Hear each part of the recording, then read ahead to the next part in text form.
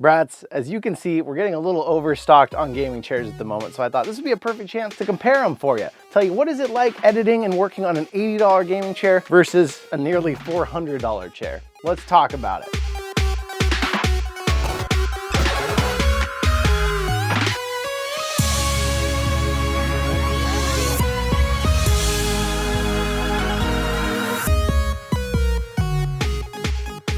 Up first here, we've got our $80 Overstock.com piece of crap.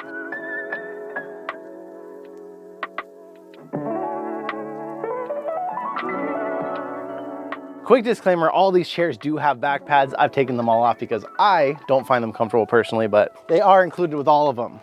This also came with armrests, but because of the time I needed a VR chair, I didn't want armrests that were gonna get in the way. It's $80, so you shouldn't expect much. It's got no branding of any sort. It's all hard frame with a little bit of padding over it. And the chair, actually, I used it for a long time. It's not great at all, but it's also not as horrible as you would expect. It actually has some movement. You can actually recline the chair. The biggest downfall is there's 4 bolts in the bottom that hold the bottom on. Now, these bolts are unusually long for how they don't need to be, and I can actually feel them all if I push down. And over time, you're sitting there, you start to feel those pushing into your butt. $80, not really worth it unless you absolutely need a chair. You didn't own a chair and you're like, okay, I got 80 bucks to spend.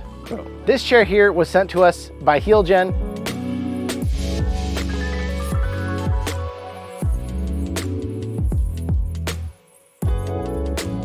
It's a different style of chair than all the other gaming chairs. This is one of the ones with the big plastic arms down the side. It does still have the ability to recline. Oh God, it's got a leg rest. What this one tried to do was it tried to give you all the bells and whistles, all the little features, and not give you anything pure quality on it. It's got a vibrating back pad that you can have a little back massage while it's going on. It's got the bells and whistles that a lot of chairs have, and it's okay. But at nearly $200, you can find a much better chair for that price. So unless this thing was on sale for like, honestly, 120 bucks, I wouldn't buy this chair. Now we're stepping up into the premium class here.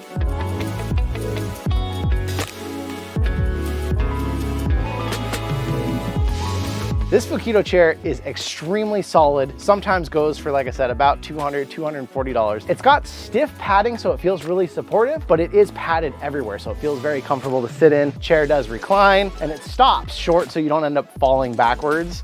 Stops right there. And of course, all the chairs can raise or lower at least a little bit. This chair at $200, I would say is definitely worth it. It's a very nice looking chair. It's gonna make you feel very premium and gamer. The only thing it probably doesn't have, probably not gonna have much brand recognition at this point. That could change if they blow up and they become a bigger company. But if you're a streamer or content creator and some of them really care about what brand name their chair is, this is a nice chair though. And like I said, I don't care about brand names, so this would be a chair I would use all the time. And at $200, that's not a small amount of money, but this is a premium chair that's gonna last you. And last, we've got the AKRacing.